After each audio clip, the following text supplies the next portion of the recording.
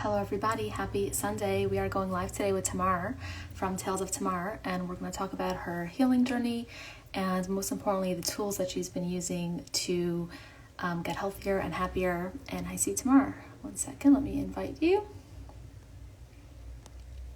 I think I did that right. Thank you everyone for joining.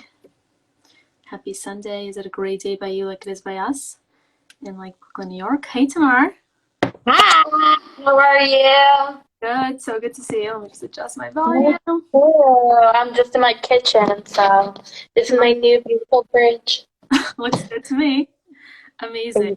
Okay, so I know tomorrow it's a long story, and we want to get to the most important points, and we also want to have time for you to share the tools because I was blown away. I mean, we didn't even get into the tools and the things that you've been using, but clearly you have a nice toolkit of things that you use to help yourself stay healthy and happy with life's ups and downs. And I definitely feel like there's probably thousands of people in our community that can hear from you and can learn from you. So I want to make sure that we get to that little list. But I first think that we have to talk about what you've been through because it's not so typical. No. My life is definitely atypical. And I'll start in the beginning. Sure. When I was born, I was diagnosed with congenital hypothyroidism, which is actually a very unique disease that affects, I think it's 1 in every 2,000, every 4,000 babies. Yeah. It's not a very typical thing. Really A rare. lot of people, what? It's really rare. Yeah. Yeah. A lot of people go with me. They're like, "Oh yeah, I was diagnosed with hypothyroidism." I'm like, no. I was born, my thyroid did nothing. Oh my God. Oh my And God. I actually could have had severe special needs because of that. Because what the thyroid does is the thyroid is the growth hormone. So it creates all the not the growth hormone, but it creates a lot of the growth hormone. So without the thyroid, you wouldn't grow, you wouldn't function. So it's basically being born without a thyroid. So I went on medication when I was young, and then basically it didn't affect me 100%, but it definitely affected me in different ways. To the point that I have a big personality, which is, I don't think it's because of that, but I would get in trouble a lot, and I was a troublemaker kid, and my mom always says, she's like, yeah, you had learning challenges, but you'd always compensate it and figure it out, but you'd have learning issues, and so I was a class clown, and Yes, you light up the room. Thank you. Yeah. So anyway, thank you. But basically, that was always me. And then I was kicked out of places and sent to the principal's office, and just a really crazy kid. When I was 8 years old, though, my father passed away in 2 weeks. He was diagnosed with stomach cancer on January 1st. He got sick with what he thought was the flu. He had 104 fever for a week. And then he went to the doctor, and they were like, no, you don't have the flu. You have stomach cancer. So he started to feel sick January 1st, and he died January 25th. Oh my God. And I was 8 years old. My younger brother was 3.5, and my older sister was 10. So on top of the congenital hypothyroidism and dealing with I was in the OT. My mom, I remember when my dad was in the hospital, he was like, "Oh, we had to get Tamar a boombox for her 8th birthday." But my 8th birthday, he passed away January 25th, and my birthday is January 20th. Yeah, so my birthday was in the mix. Yeah, but basically, so he was like, "You have to get Tamar a boombox," and I just remember being on the way to OT, and when I was going to occupational therapy, he remembering that he was wanting to get me a boombox. So it was a whole crazy, I was in speech therapy, OT, basically a ton of different therapies, and then at the same time, my dad was passing away. Yeah. You're all of 8 years old. Yeah. So I was 8 years old, and then what happened was that I went to, basically I grew up, and also I was kicked out of places and sent to the principal's office, and just like I was not the best child. I was a middle child also. Mm-hmm. So that's definitely like, definitely a middle child. And my mom got remarried when I was 12. Wow. And we ended up moving from South Jersey to North Jersey. Um, and when we went to North Jersey, we ended up, my stepfamily was more like very much more orthodox, and I was conservative at the time. Like my family was more conservative, they were more orthodox, and their mom had also passed away very suddenly. And they're like, okay, let's merge two families and live together every single day. So we ranged in ages from the oldest was going into 12th grade, and the youngest was going into second or third grade. Mm-hmm. So it was basically like a whole, like we were all in the same house. It wasn't like, oh, one of us like was married already. No, like we were Right. all You were a more real blended family, literally and figuratively. great. Exactly. I had a stepbrother that was my exact age. Wow. He was in my grade, but like I was in like a pub, like not a public school. I was in a conservative school, and he was in a like Orthodox, like yeshivish school, and we were like not seeing eye to eye. Also, my sister had that as well. So we ended up going. My mom was like, "Okay, your sister will pick the school that you guys will go to," and my sister actually picked the Orthodox school. She was given the choice between the Orthodox and the conservative, and my sister picked the Orthodox school. And I'm like, "What are you doing to me, Adina? Like, you can't put me in an Orthodox school." Like, I was like going off a derech. I was not becoming, like, I was becoming not from. I'm like, what are you doing to me? So she put me in an Orthodox school. And I was like, kind of like trying to figure it out, having issues with friends. It was middle school, like not, I switched literally going into seventh grade. Yeah. Um, Like a and hard time in, like without having so much trauma. That's like not, like you're becoming like a mini adult and like growing up. Yeah.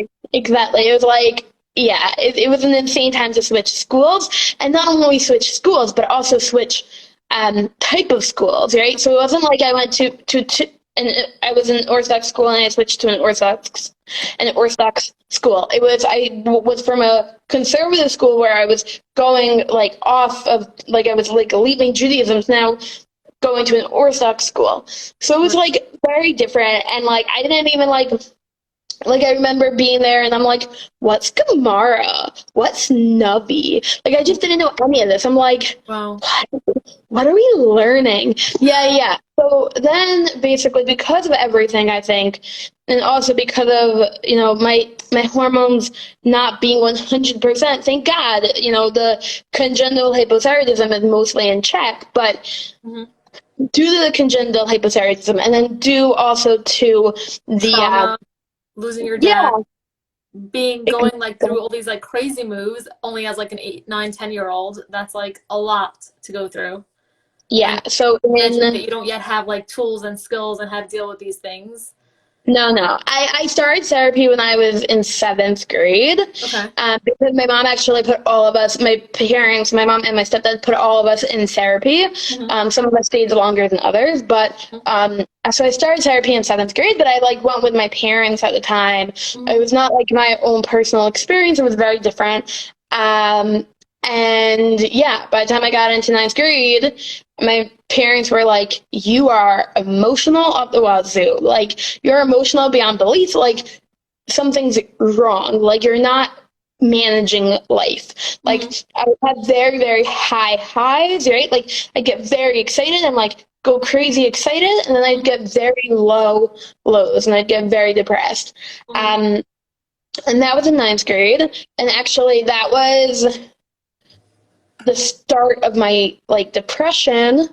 But it's interesting because I guess so the time that really threw me off was that when I was in ninth grade, I became close to my sister, I became close to my stepbrother, and they were going to yeshiva and seminary after ninth grade. So I had already lost my dad. I had already lost all my friends. I had already lost all these different people in my life. And then my brother and my sister were going to Israel for the year.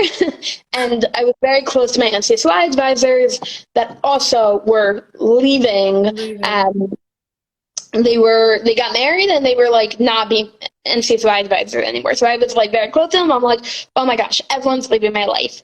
And it just felt very, very this like wasn't the first time that like the people that you were close to were disappearing. So I can imagine that was like bringing up more trauma for you, even because like you lost your dad, you lost your childhood home, you lost like the stability of having an intact family, like, you know, with pre dad dying, and then that's I also had difficulty in the first Orthodox school that I went to for 7th and 8th grade. So actually I switched schools from 8th grade to ninth grade, and I went to a different school. So it wasn't even like I stayed in the same school. I was in like 3 different schools. My husband always, like my husband went to like the same school, K to 12, and I'm like, okay, I went to this school and that school and this school and then whatever. And I went to school in Teaneck, which is more like in the box a bit. And I was like, not like everyone had friends from time. They were in kindergarten and, you know, everyone grew up together. And I was no, I did not grow up with anybody. I was like kind of like a fish out of water. And so actually, so the night that, what? You were saying, I think like I cut you off before, but you were saying like ninth grade was like when the real like mental health started like dipping. Yeah, exactly. Yeah. So I'm going back to that. So basically, so I was like a fish out of water, you know, and everyone was leaving me. And then the last Oneg, the last like Shabbat party that we had with my NCSY advisors was the first night that like I like imagined like a gun in my like in the window. I was like, oh my gosh, there's a gun in the window, and like I just knew that like I'm like, okay, like I want to like use it, and I wanted to hurt myself, and I'm like, no, Tamar, like you can't do that. And it was something that was like really hard. That started in like I guess February of ninth grade. And then I went on medication like right after that. But my depression didn't really go away on medication. I was also like, nobody could understand me because I was a crazy child with a ton of baggage, and like every friendship I had, I lost, and friendship, you know, I had a friend, I lost a friend, I had a friend, I lost a friend. And so I was suicidal for 10th and 11th grade. By suicidal, I actually did not do that much to myself. Like I did a little bit, but the thing was that I became very religious when I was in ninth grade. And so because of my religiosity, I was like, your body isn't your own. Your body belongs to Hashem. You can't hurt yourself. So I would have all these thoughts, and I would have all these desires to like do something, but I didn't want to, and I wasn't going to, because Hashem is not my body, it's Hashem's body, right? So the summer after 10th grade, I actually went on Michlalet, the NCSY program, and I remember learning Eitan Katz's song of Lamancha, and that was one of the things that like gave me the most, like I would sit there like, you know, on my stepsister's floor, crying, shuckling, being like, you know, just singing the song and being like, oh my gosh, like I don't know what to do with myself, but like I can't kill myself because, you know, I just was like, my body is not mine. Like, it's not mine, I can't do anything. So interesting. Like, you didn't share this with me, so like I'm hearing this for the first time. Like I'm like thinking like, wow, like what a way to use like spirituality to like keep yourself grounded, and like even to this day, like if somebody asks me what my favorite song is, I would say La Mancha. Because that song really saved my entire life. Like my entire life. I don't even know it. Which, like, I mean, I don't know how to sing it unless you want to, but.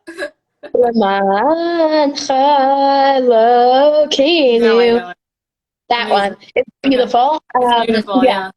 So I would like, whenever I got depressed, I would sing that song or listen to that song, and it Wow. would really help me. Wow. Um, yeah, and I would also like lie on my sister's floor. My sister would like walk over me. My stepsister would be like, "Okay, I'm just gonna like walk over you. You're like crying like crazy, and like I don't know how to console you, so I'm just gonna like walk over you." And like it was actually helpful to like just be able to cry in her room, even if she wasn't there. Mhm. But I would cry for hours and hours and hours, not know what to do with myself. And yeah, so I spent 10th and 11th grade pretty suicidal. Like people ask me, they're like, "Oh, how was high school for you?" I'm like, I don't remember it because I just wanted to kill myself. Like that was my high school experience. Yeah. Um, and then the summer basically before 11th grade, no, the summer after 11th grade, Mhm. I worked in Camp Hask. Mhm. And that's where everything kind of turned around because in Camp Hask in Camp Hask, basically, they have all these kids with, like, Camp Hask is a camp for people with special needs. Mhm. And so it really, like, during the day, I loved the campers. Like, the campers were, like, everything to me. They were my entire life. And then at night, I actually was like a mother's helper, and I had to sit in a house by myself Mhm. and babysit sleeping kids. And my Mhm. depression would come very, very, very strong, like very, very, very strong. But during the day, I was so happy. I was the happiest I ever was. And then at night, I'd get really depressed. So I went to one night. I was like, I just can't anymore, and I threatened. I told my friends, I'm like, I'm going to do something. Like, you have to take away my like medication. You have to take away my razors. You just have to take it away. And my friend like freaked out. She's like, what is going on? She took it away, but she told someone. And at the time, I was upset that she told someone, obviously. But those 4 days were like the best 4 days of my entire life. Basically, she told somebody, and they're like, we know you're not going to do anything to yourself, which I don't know why they didn't think I was, but okay. Anyways, they're like, we know you're not going to do anything to yourself, but you have to go home for 4 days. You have to go to your therapist. You have to like figure it out and then come back. Mhm. So the 4 days they let me come back, and I came back, and basically I came back, and I like they thought they believed I was healthy enough to come back. Even though during those 4 days I went to my mom, I'm like, Mom, I think I have to go to like a mental institution. Like I was like, I think I have to go like be hospitalized. But then I went back to camp. And then when I went back to camp, I realized I'm like, either you can be upset and you can be depressed for the night, or you can be happy for the day. Meaning you can live for the day and figure out a way to deal with the night, or you can live for the night and Mhm. just ruin your whole life. Mhm. And that's kind of like what the ultimatum was in my head. Yeah, you kind of like Um, but like saw those like there were such like two clear sides to yourself, and you're like, I want to live, I want to be the person that like the way I feel by day, that's the type of life I want to lead, versus like the way I feel at night. And you kind of made that decision. I remember you sharing this with me previously, yeah. like that I don't want to be that night person. Like I don't want to like that's gonna like destroy me essentially. Exactly. So I really decided I'm like, okay, the nights are really hard, but like live your life for the day Mm-hmm. and not for the night, and figure out a way to deal with the night. And so that's kind of how I ended up doing it. And then I wasn't basically this was before 12th grade. I really wanted to go to seminary, like everything in me wanted to go to seminary.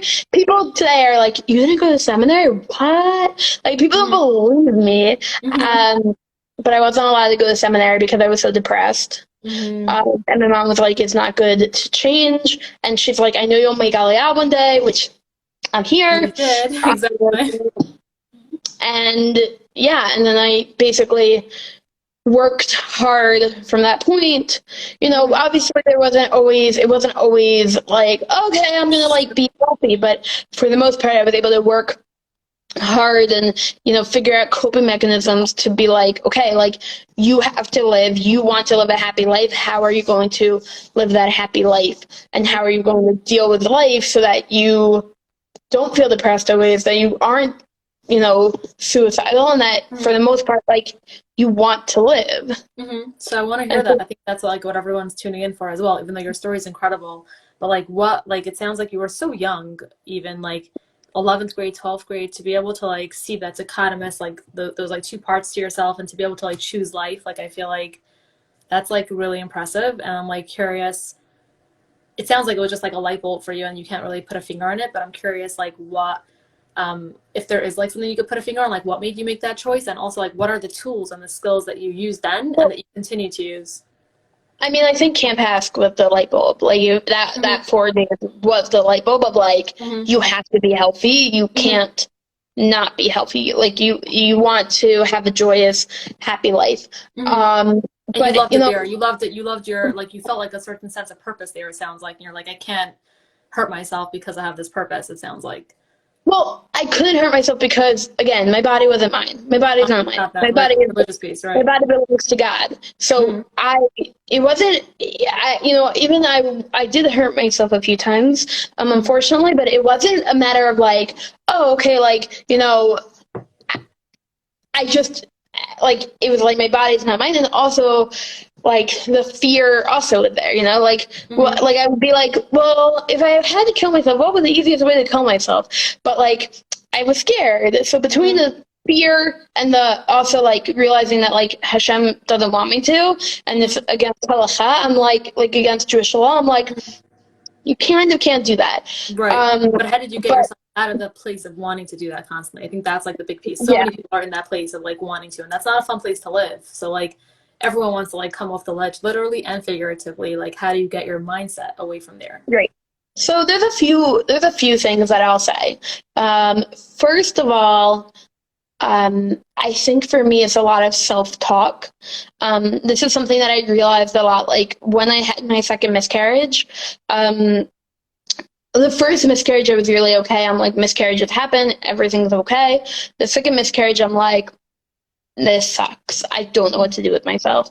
And so with the second miscarriage, some of the thoughts did come back, and it was like I had to fight it. And I realized, like, no, I know how to fight it. Like, I know what to say to myself, and I know how to talk with myself. Like, and a lot of it is like, I want to kill myself. No, Tamar, like, it's going to be okay. You've been depressed before. You've been in a bad situation before. It's okay. Like, it will be okay. No, I want to, oh, Tamar, but, like, it's okay. You're going to be okay. And it was, like, this back and forth where, like, convincing the myself, healthy like, voice and the unhealthy voice fighting each other and, like, trying to, like, the healthier voice win, overpower.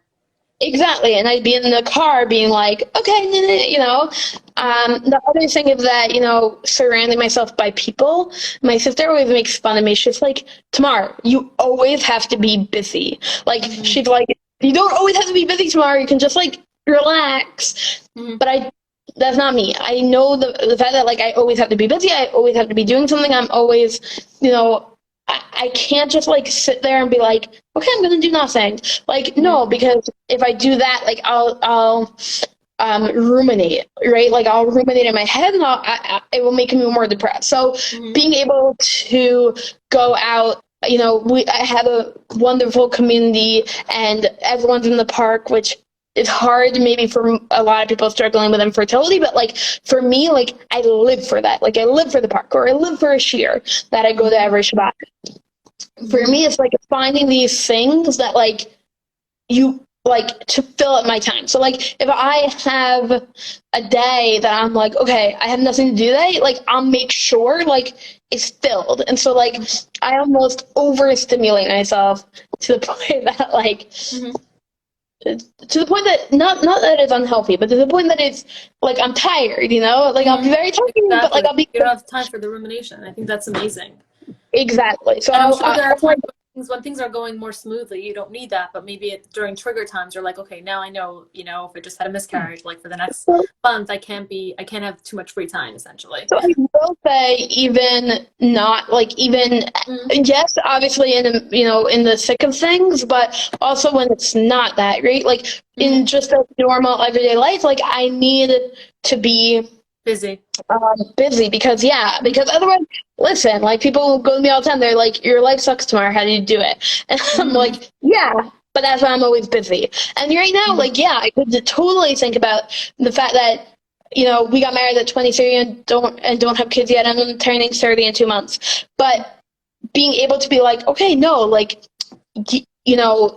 it's okay, and also to be busy and like fine, like me and my husband have gone like all over Israel kind of, and like, I mean, the baby moon, we want our baby moon to be in a lot. That's like a very big thing for us. I'm like, our baby moon needs to be in a lot. So we haven't gone to a lot yet, but we've like really explored Israel, because I'm like, any day that we don't do anything, I'm like, let's go field trip, or like, let's go to Kever, just like, or the hotel, like, we just always are on the ground because to keep me occupied. Yeah. So that's definitely a big way for me. And then, I mean, I do have chill time for sure. Like, but like, I'll watch a TV show, or, Right. I'll Not, hang not out like with sitting for my an hour meditating. That would not be healthy for you at this point. But like No. a show to chill, that's amazing. No, that's so. I Right. think that what I like about this conversation is it's not your typical like therapy is what cured me, and it's like like we spoke, and you can share that now that like you weren't in therapy when you were like healing. You were Yeah. actually you took the tools from therapy. You can speak to that. Great. But like I think and like, oh, I learned to meditate. These things are all nice, but sometimes they're Yeah. just too lofty for people that are don't have that type of personality to do those Right. things. And it's so healthy to see another way. Like there's not one path to healing, and like yours is a little bit like unconventional, and I love that, and that's why I wanted to have this conversation. So the other thing I will say, that I didn't like my therapist for a few different reasons that I'm not going to get into. But I had a very hard time with my therapist, who I was with actually from 7th grade until like the middle of college. She ended up, whatever, she told me she didn't believe me about something, and I was like, what? Like, that doesn't, no, like, that's the reality, and like, whatever. Like, other people know that it's the reality. So it was very, very frustrating. And so I didn't like her. In the end, it was a very bad therapy experience. But one of the things that she did teach me was like, we would go in every day and have, like, I mean, not every day, but every day that we went in, she'd go, okay, what's a positive in your life and what's a negative in your life? And I would be able to be like, okay, this is a positive in my life and this is a negative in my life. This is a positive, this is a negative. And so I was able to think like, okay, well, what is good that's going on and what's not as good? And I came up with like, a term called like a posy neg, or, like that. a neggy pause or whatever. And it was basically like, something that is bad, but like you can see good in it. I love that. And I think that that's the reality. It's like, yes, even now I'll be like, infertility perk, okay, I get a sleep feed, infertility perk. And yeah, like I'm going through this now for over 4 years, and we're 6 years married, but like we're over 6 years married, but it's finding those like little things of like, oh wow, like life doesn't have to be all bad, because life is beautiful, and if you tap into those beautiful aspects, even in the dark times, like you will be okay. It will work out. And there is beauty even in the darkest of times. Like I always say to, about my father passing away, listen, I love my father, and I would never, ever, ever, ever have wanted him to pass away. But the fact that I became religious would not have happened if he didn't pass away, maybe because we are totally like, we were in a conservative school. We maybe would have stayed there. We would have, it would have just been a totally different life. My mom getting married and us moving, like, it changed everything. So I don't know who I would have been. Like, my mom's like, you were a very rebellious child. Either you would have been, going like very, very, very frum, or you would have been pregnant at 16. And I'm like, yeah. So that was, like, Your mom sounds really cute. my mom is amazing. I love my mom. My mom is also, also the other thing that I will say, and this came up a bunch, people come to me and they're like, Tamar, can you talk to me about like raising difficult kids? Because I was a very hard child. By the way, my oven's going to beep in a minute, but I'm here and I'm going to just bring you over there. Anyway, so basically, whatever it is, yeah. What? I said I want a piece of whatever is in the oven. Thank you. Anyway, it's potatoes. anyway, so basically, so I would like make, what were they saying? So I would, shoot. Now I Yeah, those forgot I what I was like those saying. also. Anyone hear that? No, but No, I'm typing. Yeah. I would, shoot. Now I don't remember. You were saying about your mom that she's amazing. Yeah, my You're mom's amazing. You're right. You're right. Yes. Basically, so I was saying that my mom's amazing, and also my stepdad's amazing. And a hmm lot of people come, a lot of people Oh come yeah, to me about these days. children. When they have rebellious children, they're like, how do I deal with them? Because you were such a child. Great. A lot Yeah. of people come to me and are like, Tamar, like, how do I deal with rebellious children? Or how do I deal with children that are very hard in like hmm any way, right? And I'll be like, actually, the thing that helped me the most is a tough love. And not hmm just tough love, but also like being, having boundaries, having rules, having, hmm making sure that like, you could like, I'm not going to be like having structure. And that was like a very, very important thing also. And I think that's why I do all those things. And like, even now, like I took on like a full-time job while I'm in the midst of infertility. And yes, hmm that's very, very hard. But at the same time, like that gives me the structure that I'm like so desperately needing. I need that structure. hmm Um, and that's very, very important. Like, I think that, kids that are going through a hard time and kids that are, having emotions all over the place, like, because also, when I am ruminating and I still ruminate, I'll be like, okay, I got to go do something. And hmm having that structure and having that schedule and having that, is very good for me. I love it. I love it. So self-talk, spirituality. It sounds like you tapped into a lot of spirituality, like with that song. I think that's a really cool point. Like I think that that's something that people can use. What I found fascinating too is that you like that song till today, even though it reminds you of your darkest times. Like that's cool to me. Like you kind of like invite your shadow into your life. Like it's not Well, like yeah. I think for me, it's also the fact that like that song saved my life. Like it hmm really saved my life. That song and hearing that song is like, yes, it was something I sing to myself at the darkest times, but I also sing it to myself to make myself remember that like it doesn't like Hashem's in control, right? So one of my favorite pasukim that I say all the time, like I'm literally always saying this whenever I get scared, is hmm "Hinei lo yanim v'lo yishan shemei Yisrael." And I'll say it like a million times a day sometimes whenever I get scared or whenever I, like if I get blood work and I don't want to get blood work or whatever, I'll be like "Hinei lo yanim v'lo yishan shemei Yisrael." And that means Wow. God neither sleeps nor slumbers because he hmm protects Israel. And for me, that's like, okay, like I know like God is with me, right? God is with Wow. me. I don't have fear. I don't have to worry about things because like hmm and at the end of the day, God is looking after me. God is helping me with every single thing that I'm going through. So, yeah, like sometimes do I get upset with him? Yeah, but that's a relationship. Like we have that, I feel like I have that relationship with Hashem that I'm able to be like, yo, like this is not cool. I don't know what you want for me. What is going on? And so like do I daven every day? No, because I'm ADD and I'm like all over. Like, I mean, I actually have OCD, and OCD is cousins with ADD. So, like, I hmm do have, so I'm hmm not just throwing that expression out, but like, I'll go to the You kotel have a and be, relationship. You have a relationship with God, and that's also cool. That like you're but not traditional. I'll also be at the kotel for hours. Oh Like, I'll wow. be like able to be like, my husband's like, where do you go tomorrow? I'm like, well, I want to be at the kotel, or like I'll sing at the kotel. Sometimes I just sing to myself, because that's like a way that I connect to Hashem the most. Is like Mhm. singing. When my husband was going through really bad anxiety during Corona, we connected also on song, and I think that songs are like really, really powerful. So it's not just La Mancha, but like anything, and also like it's also Tov Lahuda Hashem, right? There's the whole that song Yeah. it basically like I'll give thanks to Hashem in the morning and at night, right? Mhm.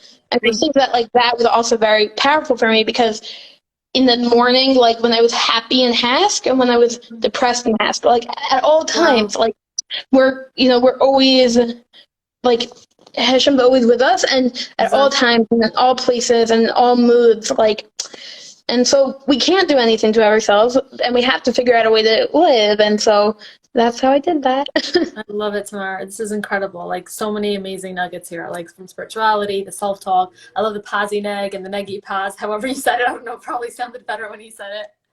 No, that's it. That's exactly it. The singing to But yourself. I took some notes. And also it sounds like you have like a beautiful relationship with God, and like that's something that like you, even the way you see it as a relationship, you know, like you could be upset about something, but it's like you can talk to him and be like, hey, what's up? Like what's going on? I don't understand this. yeah. And like being able to Yeah. find a silver lining.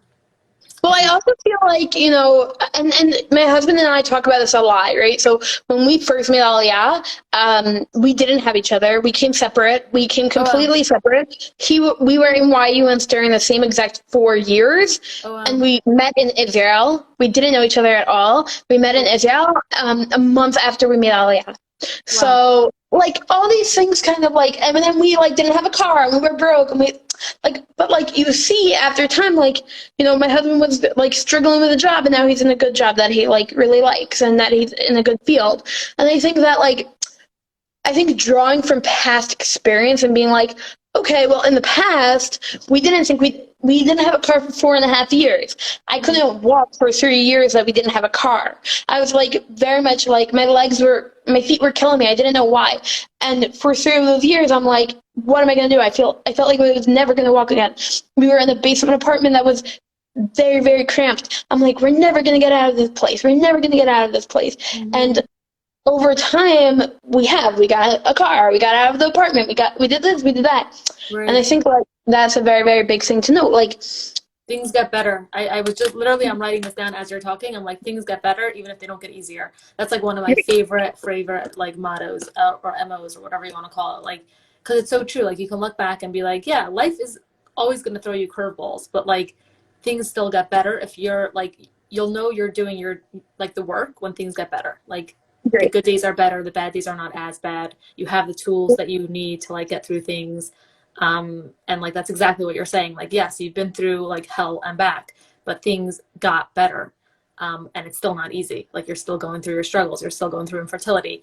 You had mentioned something else that I wanted to point out, that like you going through infertility now is easier for you than maybe some other people that would be going through it because of what you've been through. So I want you to speak to that for a minute, because I think yeah, that's 100%. No, I think it's very important. Also, I just want to say, if anyone has questions, feel free to ask before we wrap up. But I want to, I think for me, it's very, very important that, my husband, for instance, he didn't have an easier life necessarily, but in a lot of ways he did. I also believe that everyone has my mom actually is a very firm believer in this, and I get a lot of this from my mom, is that she's like, before your dad died, my life was perfect. I had the perfect life. Nothing really went wrong. Everything was great. And then your dad died. 9 months later, my father passed away. 9/11 happened. It was like, what the heck is going on in the world? And I think like everyone has I don't think everyone's life is as hard as one another, but I do believe that everyone has their times that life is harder than another. But my husband had a pretty normal childhood. And I do see it today, like, when, for Simchas Torah, for instance, right? Simchas Torah is a very, very hard holiday, but like, I make sure I'm like, okay, wherever you want to go, Giddy, you figure it out, because I don't want you to be triggered. And people are like, oh, but like, you're also triggered. I'm like, no. But like, and it's not just a man's holiday, it's anything. Like, even when we had the first miscarriage, my husband was like very, very distraught by it. And I'm like, okay, but these things happen. And not to say he's an emotional wreck or whatever, but I've been able to have the tools to deal with it because of my past experience. And so a lot of the time, I'm able to carry him, and also he's able to carry me. Like, a lot of times when I'm like, it's never going to happen, we're never going to have a kid, he's like, Tamar, you thought we were never going to have a car, you thought we were never going to have this, you thought we were never going to have that. But we have that. Exactly. And so I think that we pick each other up, but I think that definitely like drawing from past experience and also being able to carry each other and realizing what each other's triggers are has been very helpful. And definitely because of my past, I've been able to pull us through infertility, and even like, just keep going and going and going. Like, I don't stop. I don't give Mm-hmm. up. Like, any Exactly. break I've ever been on is because the doctor made me have like a forced break. I don't have a break from Mm-hmm. treatment unless the doctor forces me to for whatever reason. Mm-hmm. Because I'm like, okay, we just have to keep going and going and going. Where I think that strength came from like, okay, well, how are we going to get over this? How are we going to get over that? How are we going to pull through? And so it's the same way.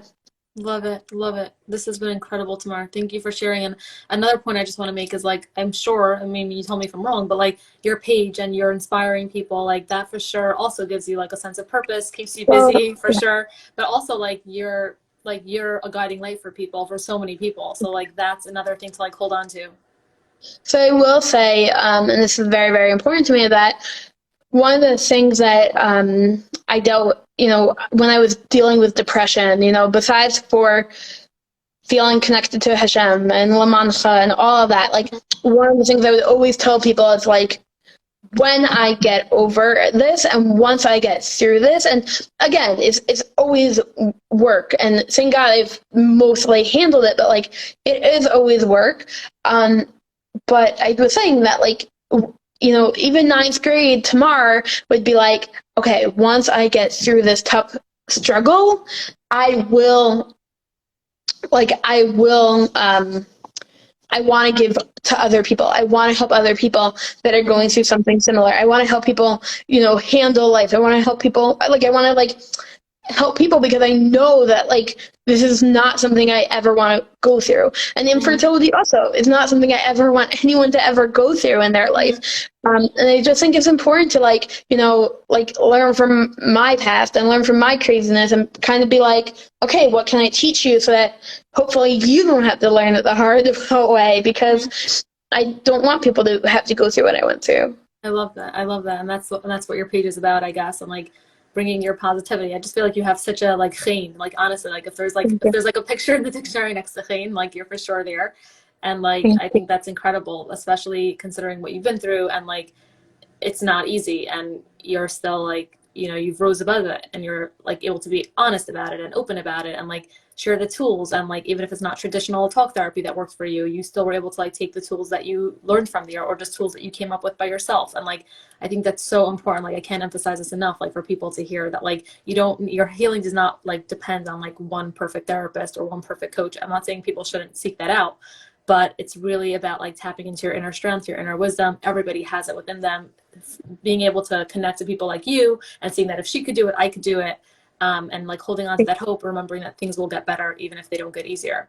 So this is 100%. incredible. I also just want to say one last thing is Sure. that, first of all, two last things, sorry. The first thing that I wanted to say that I am on medication also, and that's very important to note because, Mm-hmm. definitely it's not like, oh, I'm like not on like, like whatever, but Sure. I'm on medication, and I think it's important to not like ignore that fact because Mm-hmm. medication is important, and I don't think I would be able to handle a lot of this without it, but it doesn't completely take away my emotions. I Sure. still have emotions, Of but course.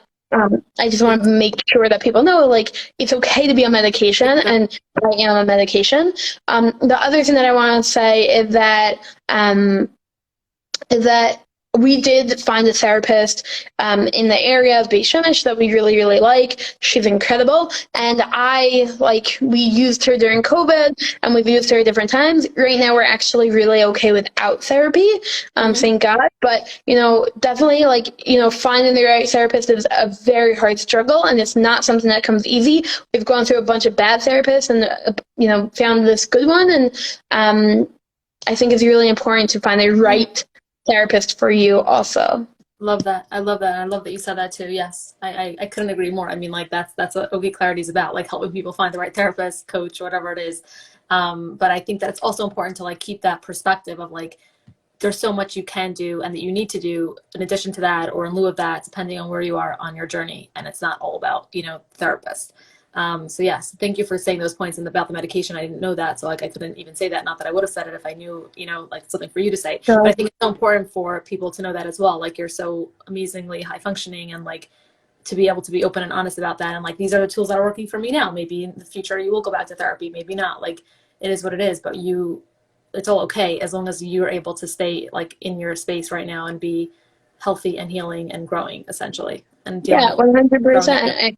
Yeah, and again, medication doesn't, it's really, really important to know that medication doesn't take away your emotions, Right. and it People shouldn't like take away numbs your, you. Right. but it helps me to curve my emotions, because otherwise, like with all the hormones, especially, like if you put all these hormones in your body, right, and it makes you super emotional, right? Why shouldn't you have something to combat that also, right? Exactly. They Exactly. kind of Exactly. Like work they say, against each other, medication takes like the edge off. Like, so you're feeling, right? instead of feeling like the anxiety at, let's say 100, you're feeling it at like 75 or 65. And like, it's But then, also yeah, with the hormones, right? With the hormones of infertility, right? So exactly. I'm getting pumped with hormones, and that could make me really emotional. So to Exactly. combat that, it's like there has to be that war. I can't just Exactly. combat that by myself, you know? Exactly. You need the balance. Exactly. Like the chemical balance, the literal chemical balance. I love that. Yes. Agreed. Thank Exactly. you so much, Tamara. Thank you everyone for joining. This has been incredible. Yes, it was recorded. We will post it. I'll add you as a collaborator tomorrow so that it's on your feed as well. This has been amazing. Thank you so much for sharing, and we will be doing this again sometime soon. Thank you. Yeah, for Take sure. care. Good one. Bye. Good night. Take care. Good night.